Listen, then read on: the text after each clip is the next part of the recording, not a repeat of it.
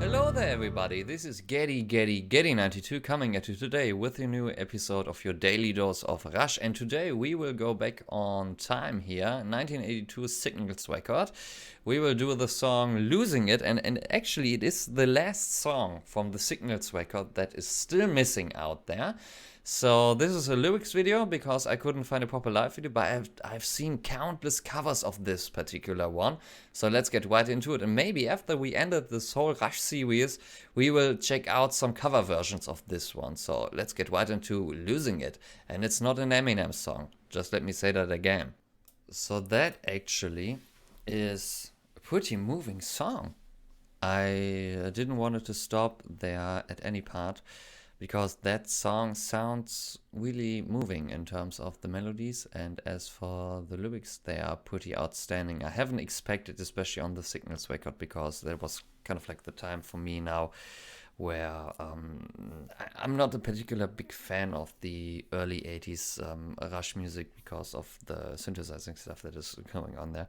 Not a big fan of that kind of era, but I mean that lyrics are really touching in some way. But on the same hand, I have to tell you that somehow the lyrics, they read like a bit unfinished there. I mean, there are only basically two major blocks there of lyrics, and I thought there would be after the extended great and awesome solo. I will get to that in a few seconds there.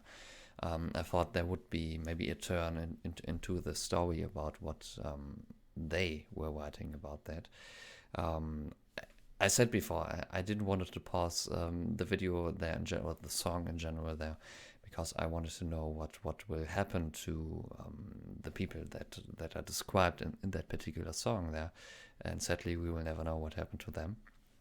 But that is really, really a touching and moving song. I didn't expect this kind of like songwriting at all on the Signals record. It really amazes me in some way, and it moves me in some ways, which I rarely do these days. These days, when doing reaction videos, and this has all to do with Rush, of course. These days, doing reaction videos, I mean, yesterday we had New World Man, and the day before yesterday, Digital Man, Vital Signs, Witcher and Camurai, YYZ, Natural Science. I mean, that's kind of like a whole different songwriting there in general, and even in terms of the melodies that Alex and Geddy were doing there. And then all of a sudden a song like this one comes around with a deeply touching lyrics there, and melodies there that are really touching and that give you the real feeling of being kind of like down. And this is exactly what this passage here especially says. No, some are born to move the world, to live their fantasies, as of course as we all do, and I do too in some way, because sometimes, or the actual channel here on the Getty92 stuff, it actually started to gain experience in some way for songwriting and melody writing. And with the whole growth of the channel, with all the new subscribers and the over 100,000 views from, I think, 15,000 different people, that sometimes give me the feeling of, oh yeah, here's finally now something that maybe will change in some way my life, which will not happen, because I know myself, I just can't imagine myself doing this YouTube thing for like 10 years or something like that, which might need the time to grow a good channel there. I'm not that kind of a guy. But I mean, these lyrics here are pretty much the description of what I am currently basically in. Some are born to move the world, to live their fantasies, like right now. But most of us just dream about the things we would like to be. And I mean, that was songwriting so much on point, on spot, where you really want to describe something, and these words are carefully chosen there, and they describe it the best way. And I mean, I can shift that songwriting there to the guitars in the background, and overall, that is a cool song. I'm really happy to witness this one, because I have never heard Losing It before. I'm 1000% sure I've never heard this one before. As for the songwriting, like I said before, great songwriting. As for the guitar work and the vocals, they're awesome. And I mean, you have an additional instrument in there, which doesn't happen all the time or most of the times in Rush songs, and this whole sums it up to something great, to something phenomenal, to something enormous, if that's the right way to describe it there. So therefore, I mean, it's just a great thing, great song, and I'm so thankful again for Rush for putting out this song like 39 years ago. And it's just amazing. And again, the solo of Alex really gives you the feel of what you should feel about, or how you should feel when listening to that particular song. And I do think that a certain message of that song may be as well to just, and I'm just interpreting here, and this is again kind of like fan fiction, but it's just me again here talking about this, so you don't have to take my word for serious. But I do sense after listening to that song, it kind of like gives me the feeling to evolve in myself, to give a lot of more effort into what I'm doing and what I'm dreaming about, what I should become or how I should become a certain person, certain guy, or what I want to reach in personal life or on YouTube or music or whatever it is. It gives you the feeling of that you are not the only guy here on the planet to maybe have a bad time from time to time talking about the other stories that are in that song. And you are not the only person in the world to just dream and think about certain things that you will probably never reach. And there's always some realism in there involved as well, because I'm not that kind of like positive guy who always says, yeah, everything will work out the way that I imagine it right now, though. So there's always kind of like that realistic thinking in the background. Of course, there's a huge growth in the YouTube channel, and a lot of people seem to enjoy what I'm doing here, and a lot of people like that, and a lot of subscribers, video views, and so on and so on. But the realistic side still behind that is that's still more up to the dream actually to reach something here on YouTube, for example. And I do think that I will not get that kind of like fame status in terms of the songwriting here to just let the thinking and dreaming go and really living the dream. That likely won't happen anytime soon, and won't happen in the future, because there are certain aspects of that I'm thinking of. Well, for example, I look at the people in the and I'm now rambling, so that was the talk about Losing It. Great song, great songwriting, awesome melodies in there, touchful lyrics, touchful guitar solo of Alex, and Geddy's playing beautiful bass. There are great vocal parts of Geddy. There are major vocal parts of Geddy. Really loved them.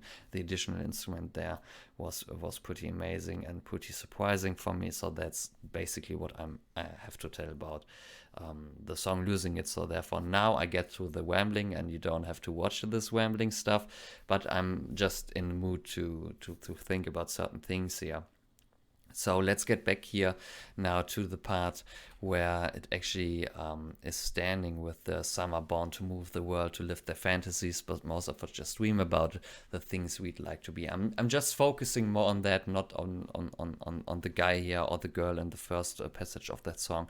Not my style, because I just can't relate to that. And I do think if Neil has written these kind of lyrics, he thought about certain persons there maybe. So I don't want to talk about that. I just want to focus here on that passage there that I've mentioned now a few times. Again, but most of us just dream about the things we'd like to be, and I just can take that kind of words here to think about the YouTube channel, for example, and there's a certain truthness about that, because I look at the analytics of the videos and I see, and this is something and don't cry for that and don't get angry about that, but I do see that there's a realistic measurements of why somebody is getting famous on YouTube, for example, for reaction videos, and why somebody is not getting famous. For example, I've watched lately a lot of reactors reacting to Rush music, because I want to see their kind of like reaction styles, and I do sense a lot of fake people are kind of like around there.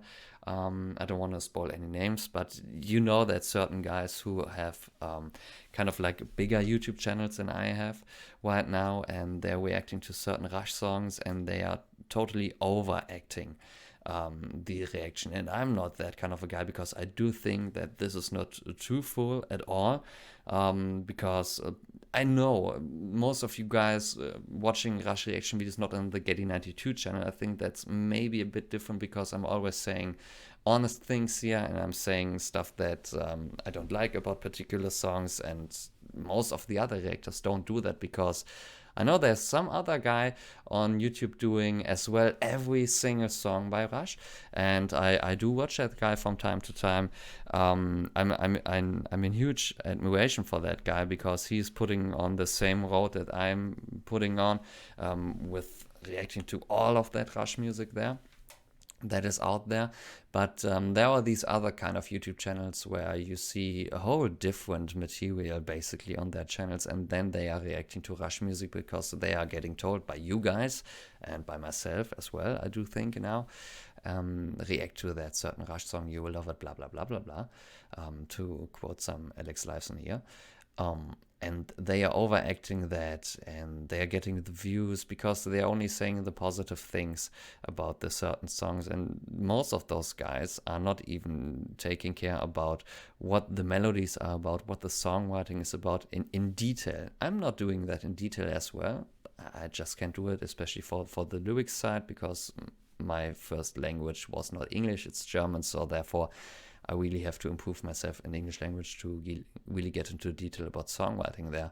But the other guys on YouTube, and I don't want to hate on them. I mean, they are all successful, and I wish them all the best, and I wish them well.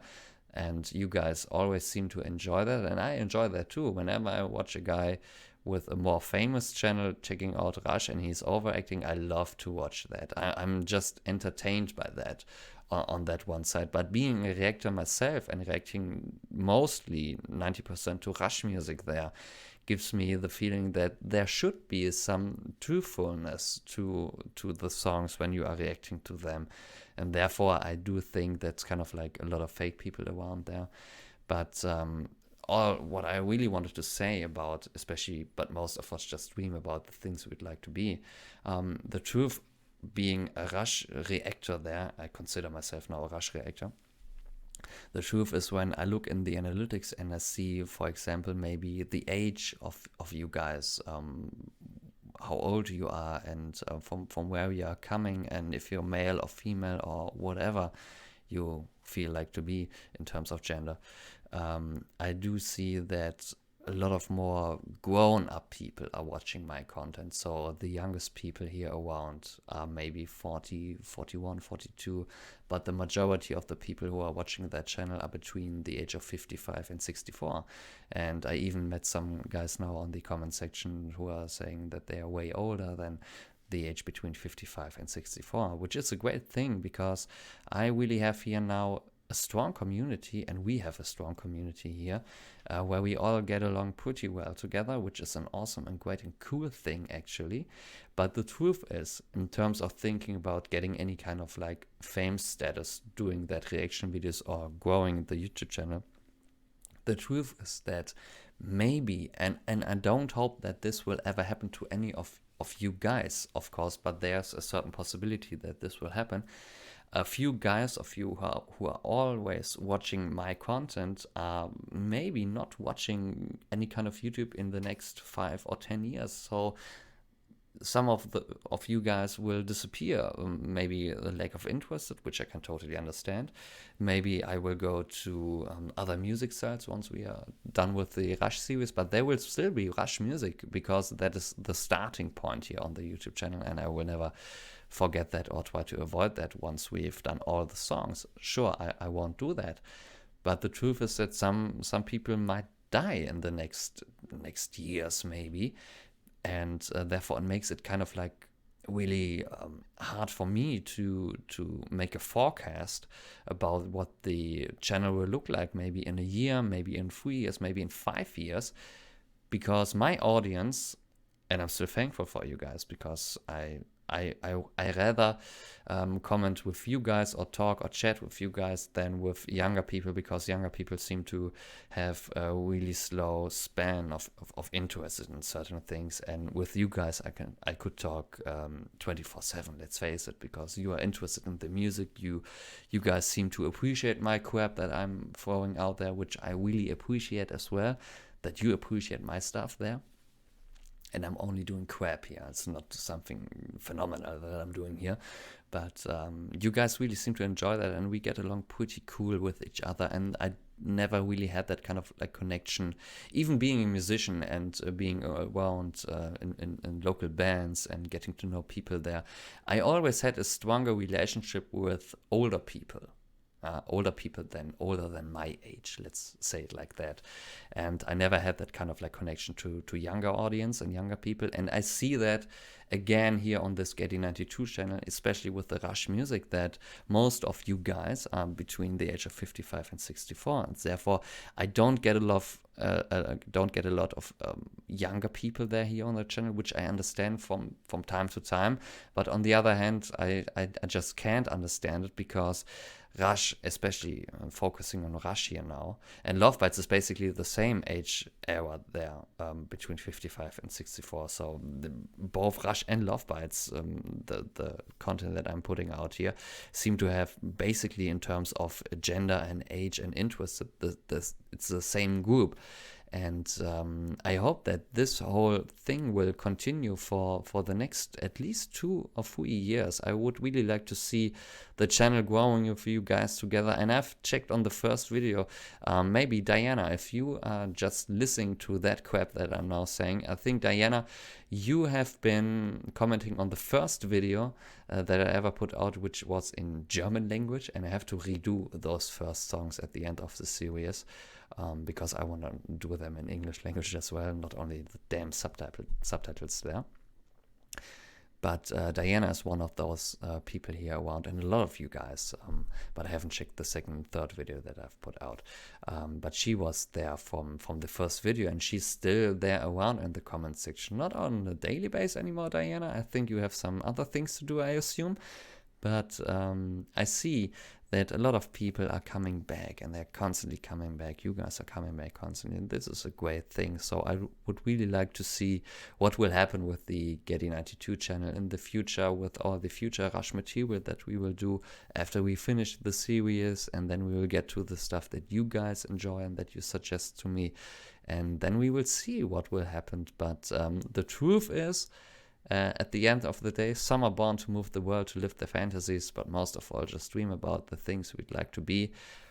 Truth is that the whole thing about Rush and Love Bites is that it's great music, and I think we should continue to dream about our fantasies. But I think one thing I would like to point out here is, or the only thing I would like to point out here is that dream big, have great fantasies, but always see the realism behind it, if that will ever work out. And when there's a slight chance, a slight percentage there that it could work out for you guys, for your fantasies that you would like to come true there, just focus on that, work on that, and try to make it actually work, that the fantasies get realistic there.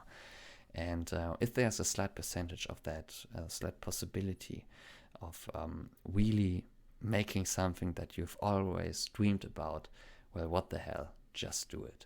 So thank you guys. That was a way longer episode than I imagined, but I mean, losing it just gave me the feeling of talking a bit more about stuff that I'm interested in, and stuff with the channel growth and all of that combined.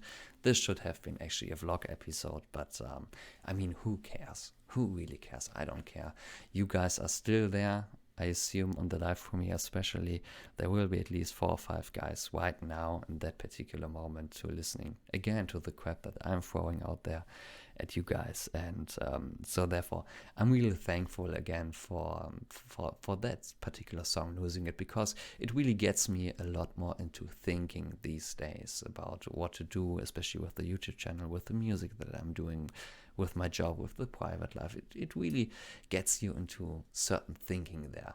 And that's always the great thing about Rush there. So thank you guys as always for tuning in. And tomorrow you will have a song from album number 10, which is Thursday, is tomorrow. And tomorrow we will do the song After Image. So therefore, thank you guys as always for joining. Have a great day or great night, depending on the area that you are currently living in on the beautiful planet Earth. And see you tomorrow. Bye.